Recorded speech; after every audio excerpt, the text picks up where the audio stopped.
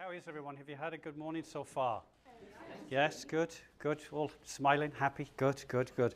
So my name is Alan Furlong, and I'm from a company called Sherpa People Systems. And really what we focus on is taking the science of human flourishing to create thriving businesses. And that science of human flourishing is a very broad church of disciplines. So everything from neuroscience, positive psychology, behavioral psychology, and so on and so forth. Now, I just want to understand who's in the room. So how many people in the room, just show your hands, are agile coaches or consultants in that game? Okay. How many are sort of technical lead, management, leadership level people? Okay, it's all right. You can admit it. We're not going to throw anything at you this early. All right, good. So the remainder of the people in the room are technical people? Yes? No? No? Bit of a mix. Give me an idea. Analytical? Yeah? Yeah? Okay, good. And then anybody else came for a wedding reception and got the wrong room. So that'll be all right. So I'm going to talk about humanity and the human aspect of organizations. So there'll be a few conversations you'll have with people next to you as part of that process. And if you haven't got a person next to you, please spin around. So what I just wanted to start with is if you can get into threes or twos or whatever you've got close by, and just ask this question. I'll answer this question even. And that is, what do we both want to get out of the conversations we have together over the next 2 hours? Because we are going to talk about our humanness, not your professional veneer. So that's the question. What do we want to get out of the next 2 hours from each other in our conversations? So just take a minute to do that. Is everyone clear?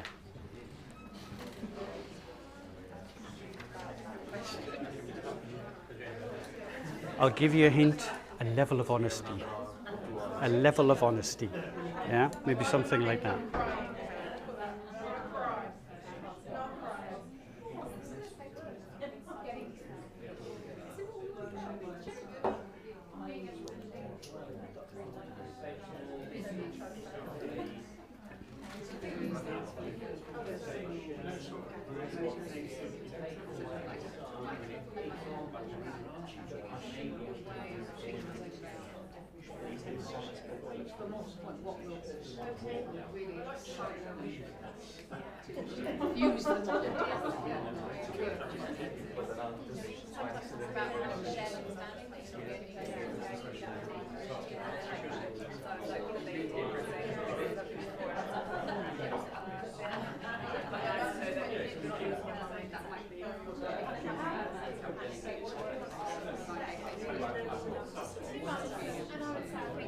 We'll give it one more minute.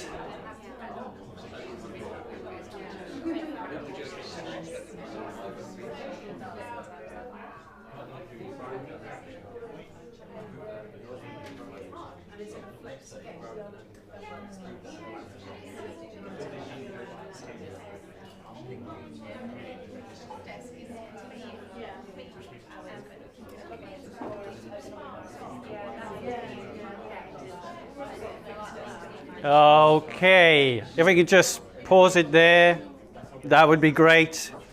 We can tell this has been a good group this morning because it's very difficult to separate you. This is good. Okay, so what came up notionally? Just throw me some words or phrases that came up in terms of what you want from each other. Support, great. Anything else? Shared understanding. Shared understanding. Shared understanding. Insights. Insights, great. Something to take away that you can then utilise outside of this environment. Right, that I will definitely deliver. Okay, so those agreements are important. And for me, from my side, simply it is this. Just fully engage in the process and have a little bit of fun. Okay, simple as that. We're okay with that. Okay, now, at this point, I would normally draw an iceberg. But this is a typical agile get-together where we have been immersed in post-it notes, right? Immersed, somewhat drowned. So I will steal. Sorry? Okay. Are you sure? Because I don't want to offend anyone. Are you all now? Then you can all come to my house. Do we have a marker pen? Ladies, do we have a marker pen? All right. Okay. Little thin ones. Now, you have all seen, I'm sure, the iceberg analogy, okay? I'll bring this around a little bit so everyone can see. So, here's the iceberg, and this is the stuff going on underneath. The objective that we can see, and then the subjective. The stuff we can't see. And that's where we're going to focus our time today, on the stuff we can't see. Now, a couple of agreements, very simple. If we can all agree this, please turn off the technology completely. Whatever is in your, if you haven't already done so, if you're tippy typing, that's okay, so long as it's not connected technology. And you'll realize why I've asked that by the time we get a little bit further along. The other thing is, there's no such thing as a dumb question. I'm a genius at dumb questions, so that's fine. The other agreement is a really simple one, and that is, if there's something you don't agree with, be at peace with that. But don't get stuck there, all right? Keep moving on, right? Which is one of my habits when I'm on the other side of the presentation. I'd sit there, yeah, I don't know. And then what you do is you throw the baby out with the bathwater. Is everybody all right with that? Okay, top banana. So where are we right now? So this is where I believe we're headed. So we are rapidly moving past the information age, and there's lots of evidence for that, into what we broadly call the transformation age. And a transformation society was actually coined by Peter Drucker, and I've just nicked it and called it a transformation age. And what I mean by that is that you are starting to see the stresses of all the models of organization and business, industrial age and information age, that are starting to show themselves at the people level, at the organizational level, and at the societal level. And all of you have witnessed this in some way, shape, or form. So to make that a little bit clearer, this is incredibly important. So these are two quotes, one from Carl Rogers and one from Abraham Maslow. What is most personal is most general. That's Carl Rogers. And we must remember that knowledge of one's own deep nature is also simultaneously knowledge of human nature in general. And what both of those individuals are talking about is the holographic nature of humanity. That when you break a hologram into tiny parts, the full hologram is still in a tiny part. And all of the individuals in this room are all reflective of the society or the organizations that you work in. It's holographic. And the way it's changing at a human level, we're probably in the most exciting phase since the Industrial Revolution. That's a personal opinion rather than science. So, traditional industry using traditional values and strategies, what are we starting to see now? What are some of the cracks that are starting to show?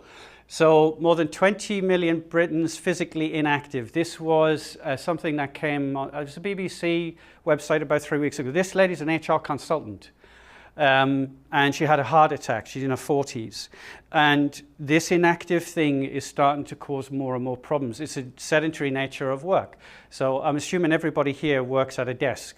Yeah, so we're starting to see, at least in the Industrial Revolution, although there was a good chance a heavy piece of machinery would fall on you and kill you, but at least you're on your feet and using your arms, you know, so there was an upside, I guess.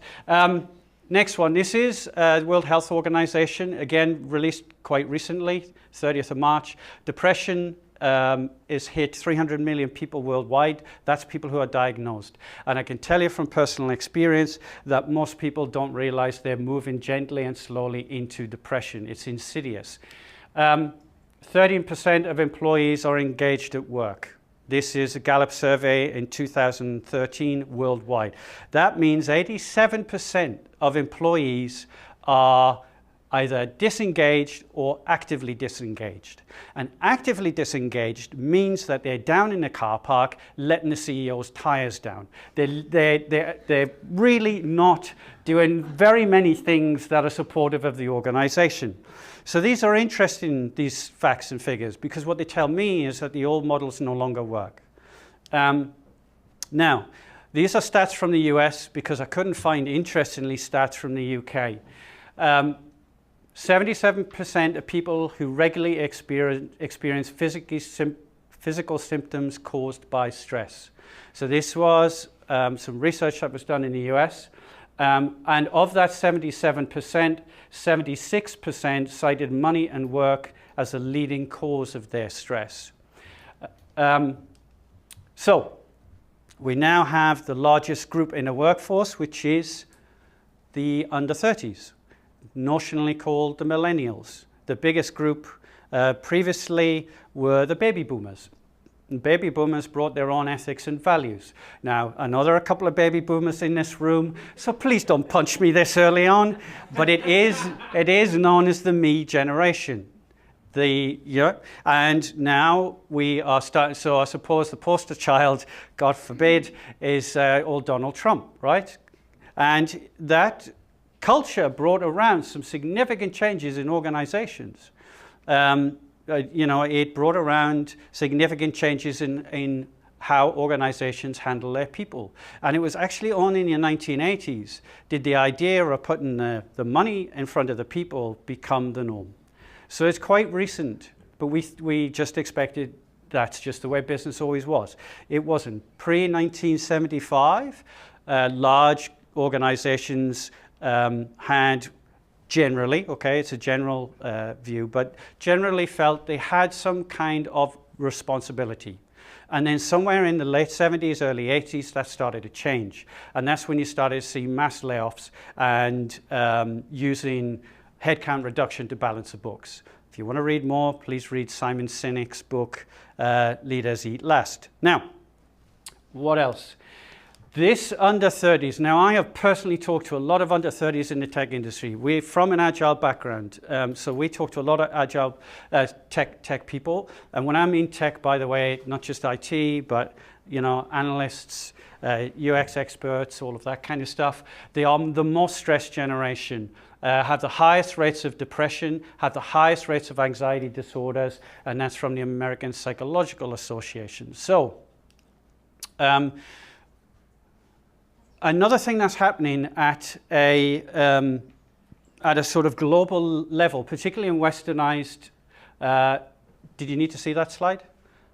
No, it's fine. I was just making a note of. Okay, fine. This is incredibly important though, because we're starting to see what I would say is a society-wide stress in the system. And part of the reason why I'm here is because I actually believe that as a group of people, particularly in the Agile community, we have an enormous opportunity to start changing the paradigm of work at its most fundamental level. And talking to Jenny earlier, I've realized that Agile Business Consortium, because of the nature of Agile, as soon as you put it in, other stuff starts to get affected. And so Agile Business Consortium are starting to move into different streams. This is good. This is how you change the working paradigm. Now, the war on sleep. I'll just check my facts. 1942, sources the sleep cycle. On average, in 1942, we got 8 hours sleep a night. And now, at the minute, it is 6.8 hours and dropping. And this, we are finding out, is having an enormously detrimental effect on people's health. So, here's an example of what we mean, particularly at a leadership level. If you don't get enough sleep, your attention and concentration is affected, creativity, development of insight, pattern recognition, learning and memory, decision making, emotional reactions. We've all been there. Has anybody got young children? Yeah, right on, man. Sleep deprived. Socio-emotional processing, get your head around that, and developing trusted relationships. This is not from some kind of small Mickey Mouse organization. This is from McKinsey. So they have done some serious research. Now, lovely people.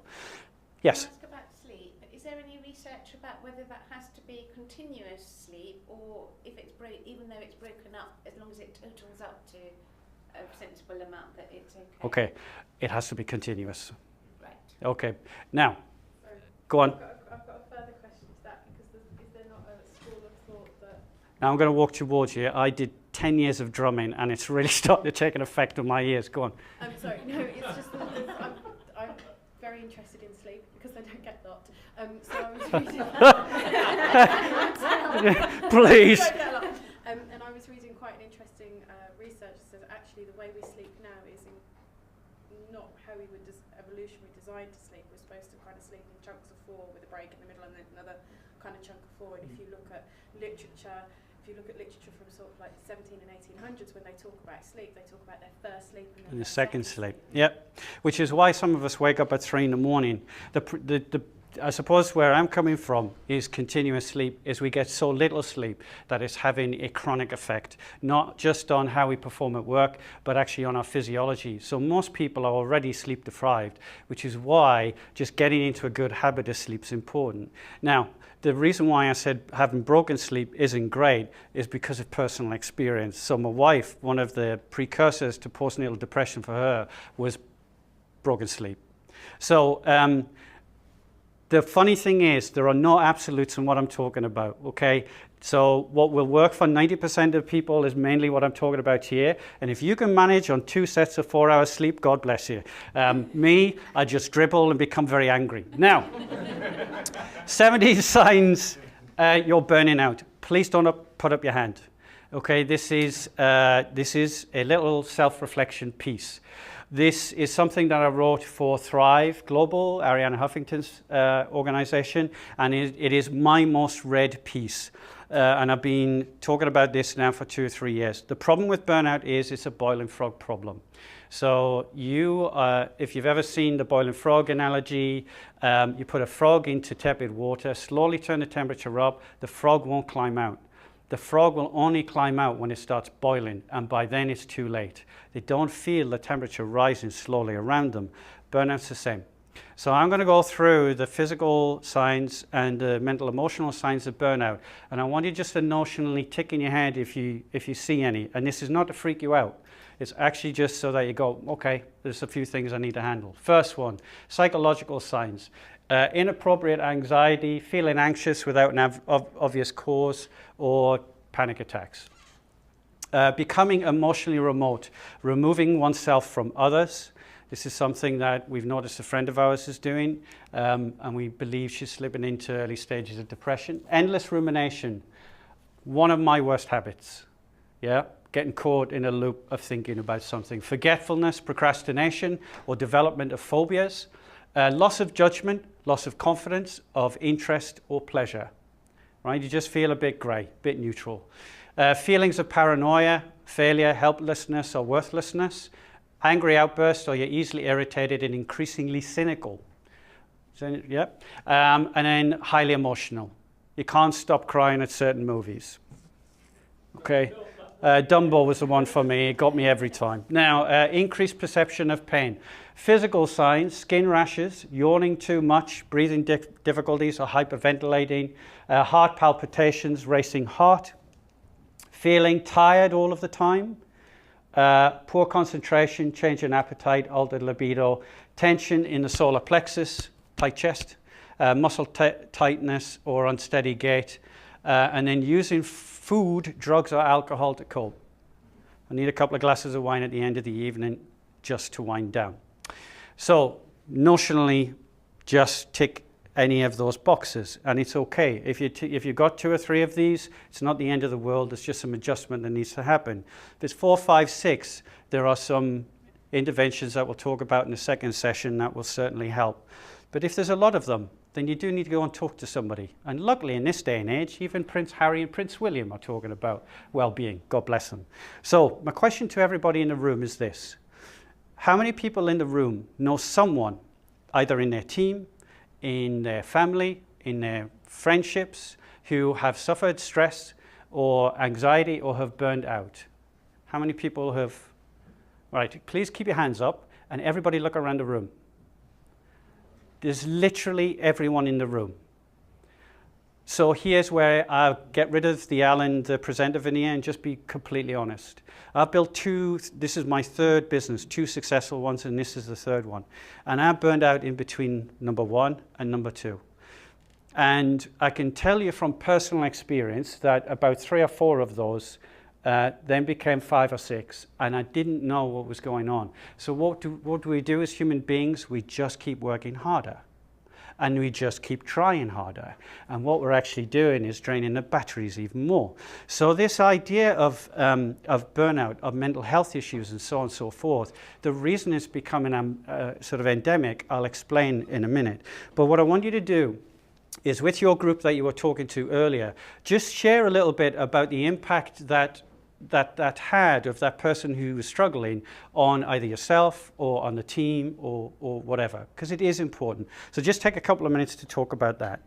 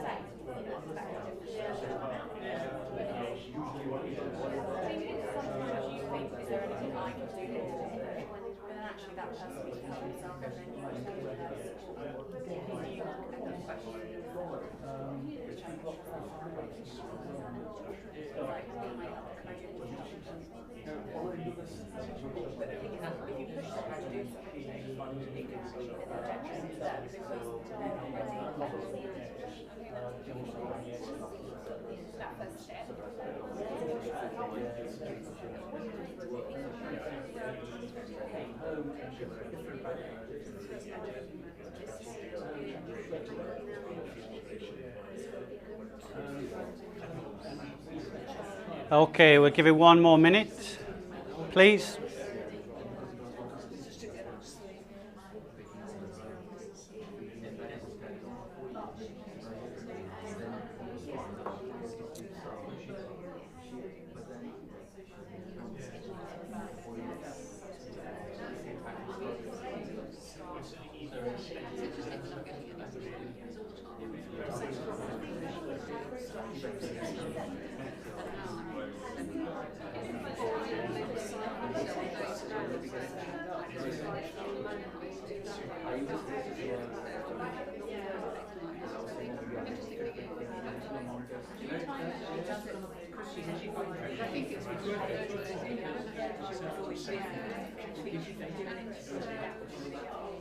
Okay. If I can just ask you to pause there. That would be fab and groovy. Thank you. All right. Now, this is a topic we could probably talk about for the rest of the afternoon. My responsibility today is talk about the science of what makes people tick. What I'm trying to explain is why some of the cracks are starting to show first. So I am not going to ask for feedback in this one. All right, because what tends to happen is people will talk about what's happened to them. And I am very aware of the fact that that's personal. So, which is why I just tell you how I've been, which is wake up at 3 o'clock in the morning, everything's nice and calm, but for some reason my heart's doing 180 beats per minute, maximum heart rate, bum, bum, bum, bum, bum. And it will not slow down. And so I do the old 5 deep breaths routine. That works, that resets the system, didn't make a dent for half an hour. So I was taken to hospital and was eventually referred to a heart specialist, and he said, your heart's gone out of rhythm. And he said, you have X problem. And I said, no, I don't. And he looked a little surprised, which is understandable because he'd probably spent about 14 years learning to be a heart surgeon. And I was fairly new at this game. And I was already saying, no, you're wrong. And I said, it's 12 years of relentless stress. So burnout, the definition of burnout is chronic stress over a long time that leaves you physically and mentally exhausted. And we are seeing a pandemic of this, all right? So why are we seeing this? I'm going to give you some ideas. Now, this next section that I'm going to go into, I'm going to look at things from an organizational perspective and then a societal perspective. At the end of this next little section, I'm going to pick 3 people to come and stand up and just talk about 2 things they've learned in this section. Is that okay? I'm just going to randomly pick 3 people. All good with that? People are like, no, actually no. Right, so. Oh, poor sleep and insomnia and depleted immune system. The list got longer. Now, economic and organizational norms. One of the most fundamental organizational and economic norms is survival of the fittest, right? So we hear things like, power will be switched off in 1 minute. We hear things like, we want to be number one, dominate the competition, and phrases like that. And what they basically mean is that they have this survival of the fittest. And we see it in terms of how people lead, you know, top dog and all of that kind of stuff. Now, that obviously came from Charles Darwin. And it turns out Victorian Charles Darwin actually wasn't accurate. So there's a lady called Elizabeth Sartoris. She is an evolutionary biologist, and another lady called Donella Meadows, who's probably one of the most important systems thinkers of her generation. And they called it survival of the most cooperative and collaborative. Nature does not eliminate itself. Cooperative and collaborative. So we are engineered for collaboration. It's called oxytocin.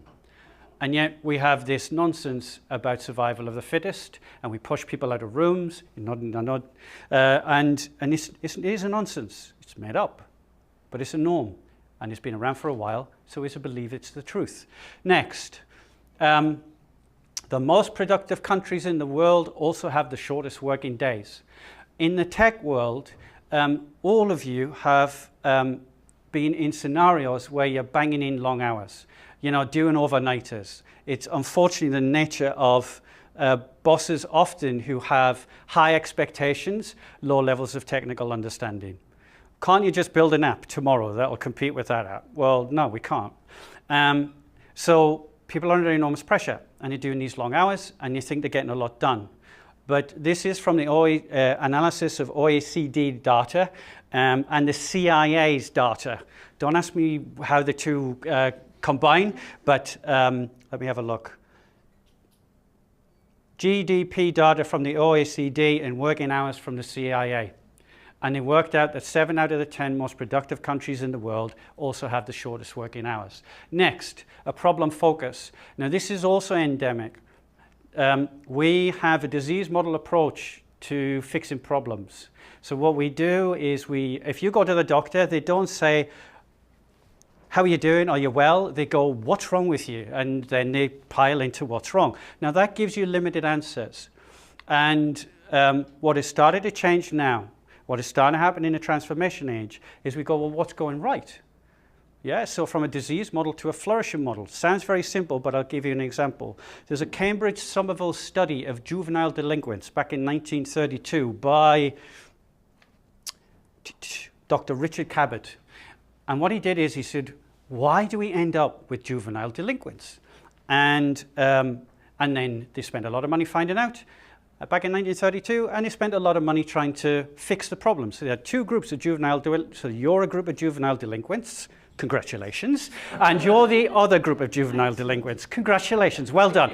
And then what they did is they gave this group lots of money, you know, for interventions and support and all of that kind of stuff. And they gave you guys nothing, not a cent. About 10 years, yeah, you're welcome. They came back 10 years later and said, right, what's the difference? What's happened? And the answer was not a thing. No difference whatsoever. And it baffled them. 20, 30 years later, Maston and Reed came along to tackle the same problem. And their question went like this. What do young people who really thrive, what do they do despite the same conditions of all the other juvenile delinquents? And therein lies the answer. So we have a problem focused generally in organizations, and that's given us very limited answers. It's also had us look at our people in a very limited way too. Now this is a very recent one, open plan offices, right? So we're starting to see more research. How many people are in open plan offices? Jolly good. Okay, so there is a lady called Gloria Mark. She's from the Department of Informatics, the University of California.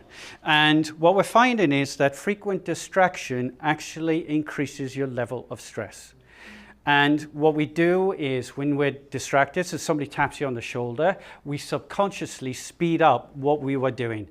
And she's also worked out it takes us over 23 minutes to get, on average, to get back to the task that we were working on. So open plan is great from a social perspective, but when you want to get stuff done, it's actually adding to our stress. Now, the human systems era, everybody knows who this guy is, Peter Singer. And this is what he says now. So we have had a predominance in organizational level of what he calls mechanistic thinking about systems. He doesn't even like to use the word systems anymore. We exist in patterns of interdependence in human enacted systems with emerging shared understanding. Human enacted systems. And many of you will know from the Agile space that Agile is really trying to push that whole idea of a human enacted system. But it's dragging along with it some of the old kind of challenges of leadership that come from an industrial age model.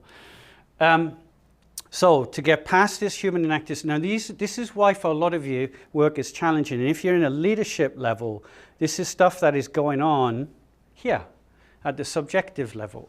This is all running. So I know that Agile tries to deal with some of this subjective stuff. We understand that. But there's a lot more to it than simply the odd recalcitrant individual. All right? Now, cultural brainwashing. And this came from Dr. Fred Luskin. It's one of his phrases.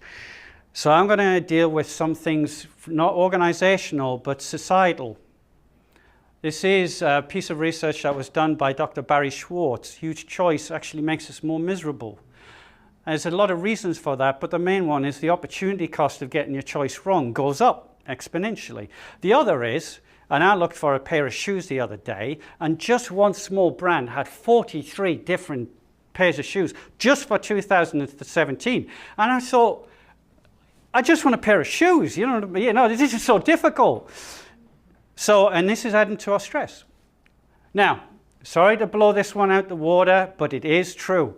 The dream car or house does not make you happier. All right? You get a spike in happiness. Now this is for every human being that you work with, every human being that you interact with or lead, every organization you go into, if you're in the Agile space as a consultant, that all of us think this is true. Turns out it's not. So in 1978, Brickman, Coates, and Januf Bullman did some fascinating research on recent lottery winners and people who'd been in serious accidents, paralyzed. And what they found is, obviously, the lottery winners, yay! Recent accidents, boo! And then after about 6 to 8 weeks, boom, both of them came back to the average. So what's going on? It's called hedonic adaptation. And so what happens is it's something like this. I've got my Aston Martin. It's the best. I was so excited. I've wanted it all my life. Next week. This is such a great car. It's my Aston Martin. Next week. I really like this Aston Martin. The week after that, it's my Aston Martin. The week after that, it's my car. Okay? Hedonic adaptation. Now, this is important. Every marketer knows this is real. Okay, so, and what they know is if they then send you a flyer for the next Aston Martin, which is going to be even wider and faster and shinier, boom, off it goes again. Now, in the context of an organization, that's what bonuses are like. Boom, hey, boom. All of that work towards a bonus, boom, and then hedonic adaptation kicks in. And then you end up on what's known as the hedonic treadmill. And most of us, unwittingly, are on the hedonic treadmill, constantly looking forward for the next thing that we think will make us happier. Which is why when you look around this wonderful place, see how many people smile. There you go, there's your answer then. I'll take it, not very many. Now, does buying more stuff make you happier? I'm sorry to say, actually it doesn't. The chap that I highly recommend you listen to is Tim Kasser, professor of Knox College, who's done 25 years of research into this. And this is what he has to say. This is a direct quote, so forgive me for reading my notes. So 25 years of research, pursuit of materialistic goals over pro-social goals, family, community, and so on, negatively impact both individual and societal well-being. So we're creating a society at the minute that's actually manufacturing unhappiness. Accidentally. There's no big baddie behind the scenes doing this. It's just the way we are. Now, the big one. Does money make you happier? Well, actually it does. To a point. And this is from Daniel Kahneman, the Nobel-winning economist. And he found that point was $75,000 US, give or take. And after that, there is no impact whatsoever on your well-being. Now, if you get some more stuff, I don't know, the bigger house, what does improve is positive self-regard. You go, oh, yeah, I'm doing okay. Okay? But actually, how you are, how you feel, how engaged, how fulfilled, no impact whatsoever. If you're broke, and I've been broke, then somebody gives you 20 grand, you're kind of happy. You start kissing strangers. You even kiss your wife every now and then it gets funky. Now, some recent ones. This is important. This is only about 2 weeks old. Harvard Business Review. I'm going to tell you the sources just so you know I'm not anti-tech, by the way. I think tech we live in a most extraordinary time. But like anything, like the car, there are checks and balances in everything. So, the source, Holly B. Shakaya, Professor of Public Health, University of San Diego, Nicholas Christakis, Director of Human Nature Lab at Yale University, Cole, Director of Yale Institute of Network Science, 2-year study. This is a first long-range study on social media, and it turns out social media over the long term actually makes us a bit more miserable. We do know short term why that is. Social comparisons, guaranteed way to make yourself feel crap. Yeah, guaranteed. They don't really know, if you read the paper, why it makes us so miserable, but they do know that it does. All right? Now, for all of you who have young children and younger children, so on and so forth, this one is actually equally important. Digital multitasking. Now, you're very focused at the minute, which is great, but what most people do with a little piece of technology is they keep multitasking. So they go from WhatsApp to email, to, I don't know, FaceTime, back to WhatsApp, blah, blah, blah. At a workstation, you have instant messaging internally. This is what we're starting to find out. Firstly, it's starting to change your prefrontal cortex and making it harder and harder for you to focus. And focus, it is turning out, is incredibly important to our well-being. The other thing that it's doing, this constant, we don't multitask, by the way. We skip between tasks. And what that does is, it means two things. One, we're using a lot more brain than we need to for the task at hand. And secondly, it's triggering stress. So as you see people wandering around, plugged in, walking in front of cars, and that kind of thing, note that they are doing themselves harm. I guarantee in the next 5 or 10 years, we will start having age restrictions on iPhones. I guarantee it. You know, so up to this age, you're allowed this kind of phone. So the guys who start producing phones and sort of slightly dumber phones that just literally do calls and that kind of thing will start making a lot of money. And the reason why is it hijacks the dopamine reward system. Simon Sinek, for example, is big on this. It worries him deeply. So these are all things that are happening at a societal level that are contributing to the levels of stress that people are feeling. Okay, this is a great quote from Chip Conley. He was the CEO and Airbnb strategic advisor. He's just left that position. We live in an era where neuroscientists are teaching us about the malleability of our brain and the emotionally contagious nature of our workplace. We're all human. It's the most important neglected fact in business. Yeah? So everybody talks about people are our greatest asset, and then they make 200 of them redundant when times get hard. What happens then is we start creating an environment that's fear-based, not overt, but there's a sub-context. And all of these other pieces that I've talked about at an individual level, at a societal level, at an organizational level, mean that this individual has hijacked all of us. So cortisol, do you know earlier when I said I'm going to randomly pick 3 people to come up and present? And about 60% of the people went, well, you know, we're probably a little bit more elegant than that. That's cortisol. Nobody's going to be presenting. I'm just joking. Now, if I had have tapped you on the shoulder and said, you're up to present, boom, heart rate goes up, right? Sweat. You might have punched me. I hope you didn't. That's adrenaline.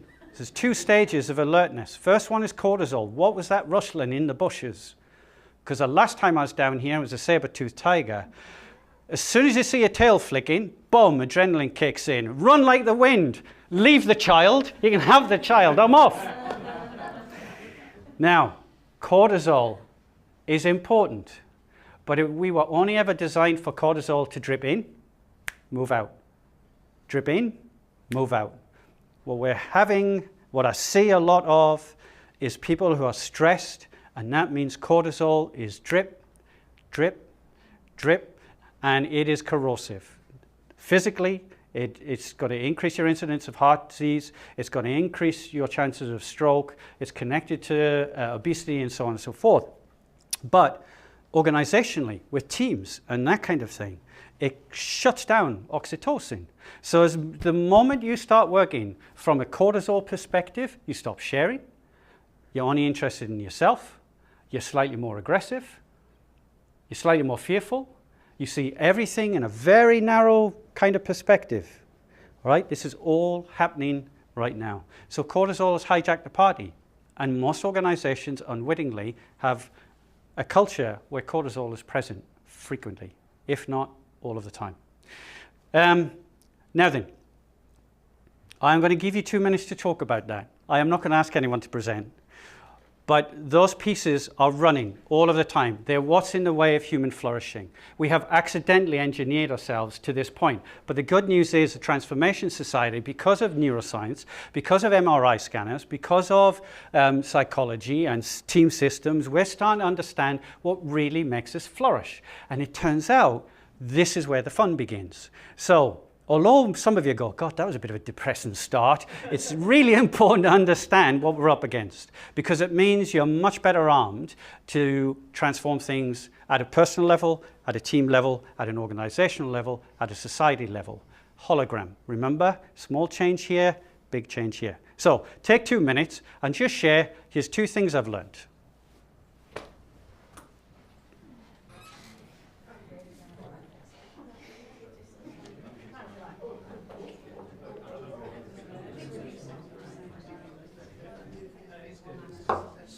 Rod and I need to attend another consortium meeting. Okay. So we're going to leave the room if that's okay. That's fine, yeah. I'm quite gutted to leave actually. I really want Want to know part 2? Yeah. So I'll drop you in. Yeah, we're just about to get to the good stuff. I know, Okay. sorry I about can sense that. All right. Oh, yeah, Thanks for the sharing nods. your journey as well. Thanks for the nods. No, you're welcome. Well, it's good that you're sharing your journey as well. Thanks, brother. Appreciate it. Because my wife's gone through a very similar situation. in terms of. Is she okay? Yeah. That's why we work together. Good. We had to create the environment that made sense, Yeah. Yeah. which was our own environment. Yeah. Absolutely. And Safe environment. Yeah. I hear. and now she's moving forward. So Cool. All right. I will drop you Really both a line. enjoyed what you've done so far. Okay. All right. God bless you both. Thanks.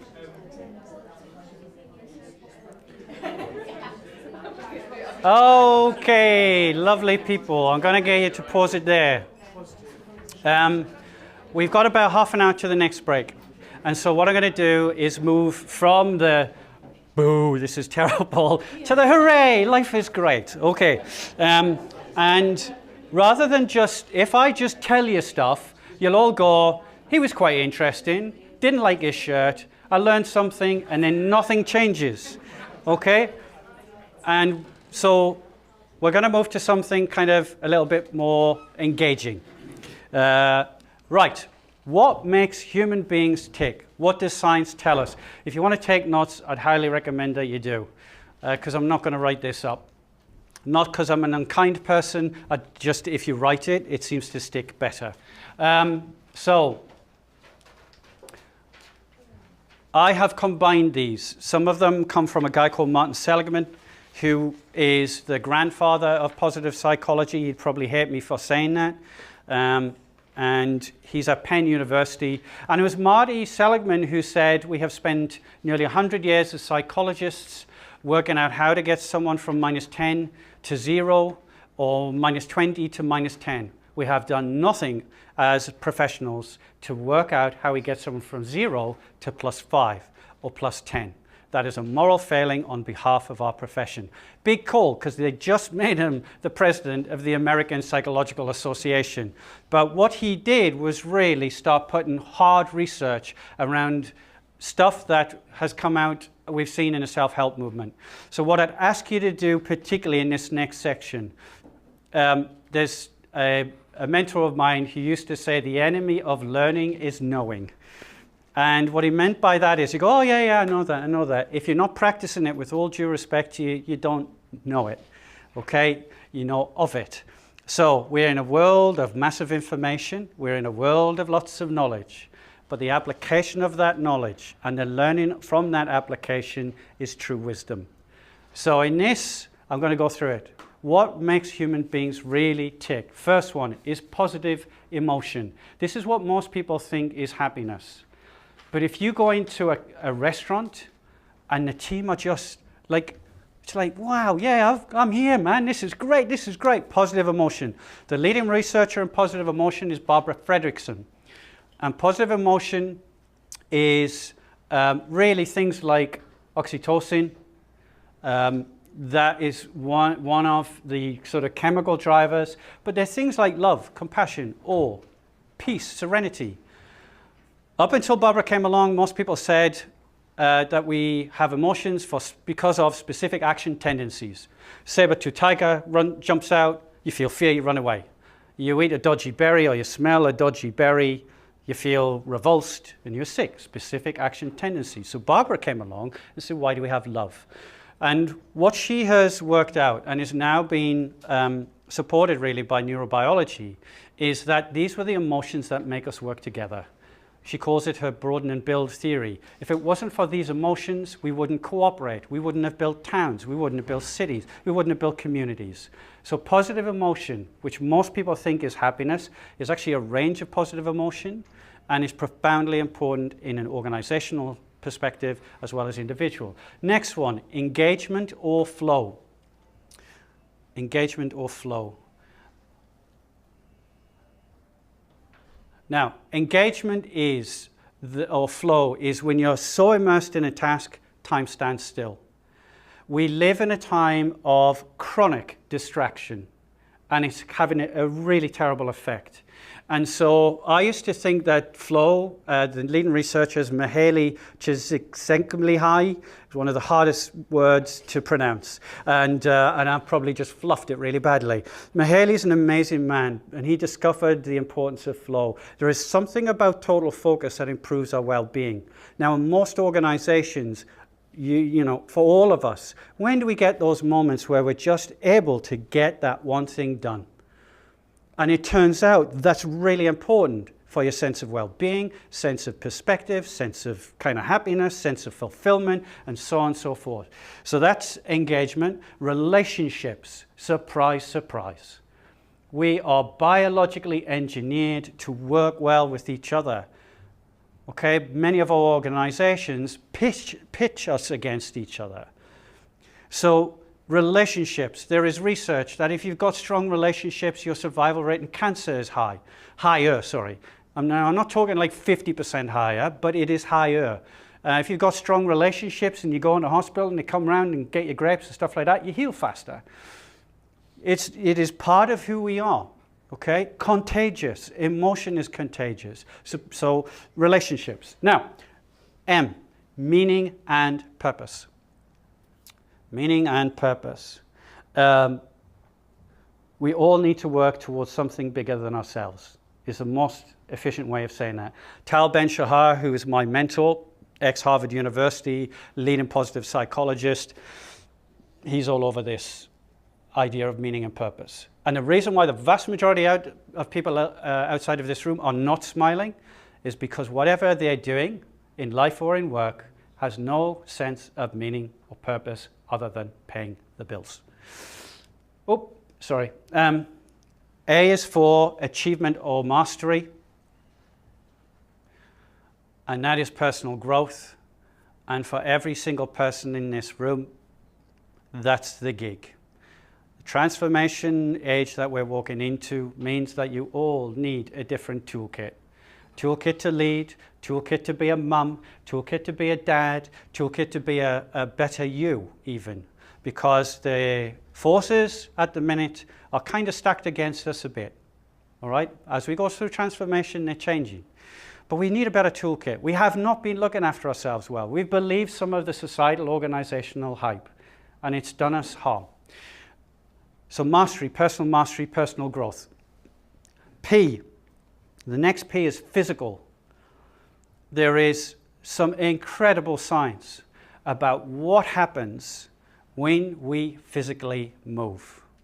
I will share a bit more about that later, when we move. The physical is important to your mental well-being.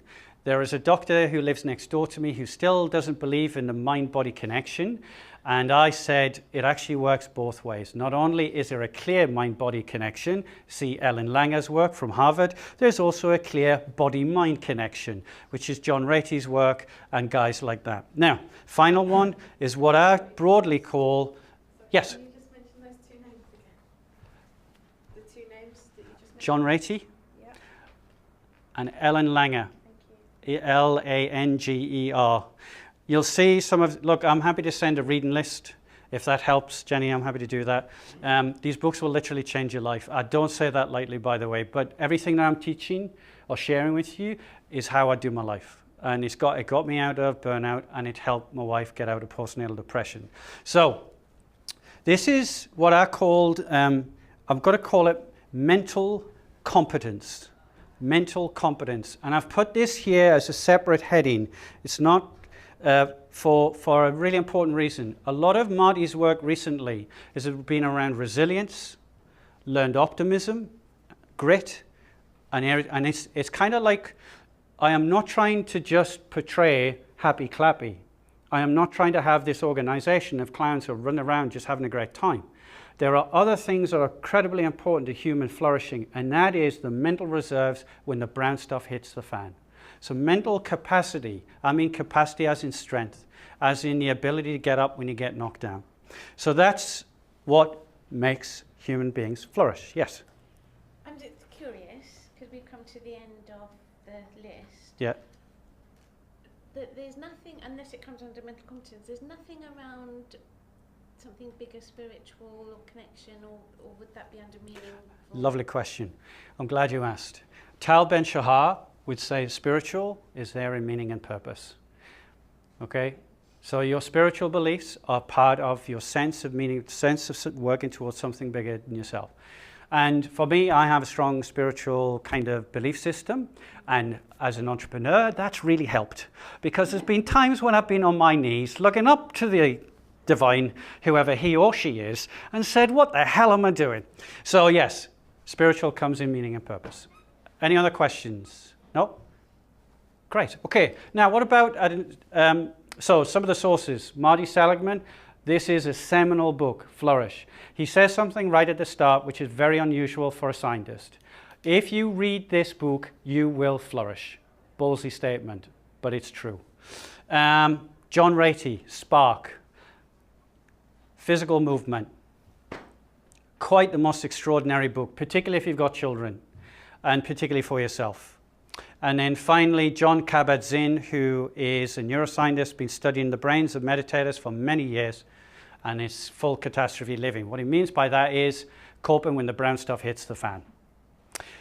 What about an organizational level? There are 3 aspects of human flourishing: purpose, which we've seen before, autonomy, and mastery. And there is one other I want to add, and that is safety. So I haven't put it on here, but I continually kind of update, and safety is incredibly important. I think most of the issues that all of you have witnessed, been involved in, have been sort of parachuted into, stem from people not feeling safe. The moment they do, cortisol takes over. Now, I've been in training programs where, maybe I've said something and somebody's just got really angry. I'm like, hey, dude, it's me. Wear a pink shirt. How can you be angry, right? And the reason they're angry is something's been triggered because of their lack of feeling safe. And I've said something that's triggered that, but it's nothing to do with me. And this is a big, big thing. I was HR for over 2,000 people in a bank. And one thing I will tell you is and I used to say it to my team all of the time, what you see is simply a symptom of a deeper problem. Never address the symptom only. And it was always the case. There was always something else going on. So that's it, right? That's broadly the science of what makes people tick. To put it in an organizational context, has anyone read this book, Reinventing Organizations? Good, neither have I. I've just looked at the pictures. Because they did a picture book version, and I'm a speed reader. So look, where are we? Many of us are in this orange band. Okay, typical large corporations, a bit kind of stuck, and so on. The agile space is at this transformation space here, the green. Given examples of Ben & Jerry's, Southwest Airlines are a good example, and so on and so forth. And then we've got teal, which is things like holacracy and sociocracy, right? Really complicated words. And the truth of the matter is what we're seeing is a removement of layers of leadership and a growth of self-organizing teams. So in terms of human flourishing, because of the science, because of the knowledge, remember the holographic nature of human beings. As soon as a CEO gets this, stuff that I talk about, the stuff that John Ratey talks about, or any of these scientists, they start moving out of this paradigm and into this. And we're talking to 2 CEOs in the next 2 weeks about that. This is good, right? The world is changing for the positive. Transformation is happening right under our noses. Thank the Lord. So that's the next stage in the working world. If you think this is just fluff, and I've just made this up to make you all feel good, there's a book called Firms of Endearment, which I think is one of the best book titles I've ever read. And what these individuals did, Raj and I can't remember the other author's name, they analyzed companies where they took subjective elements really serious. In fact, they put the subjective element at the heart of their organizational philosophy. Care and compassion, honesty, empathy, safety. And they outperformed their peers by 1,400%, and their peers being other similar size Fortune 500 companies. Now, for all of us, it shouldn't be rocket science. If you care about somebody, you're kind, you're compassionate, then it's reciprocated and it grows. So, we're going to do a brief exercise.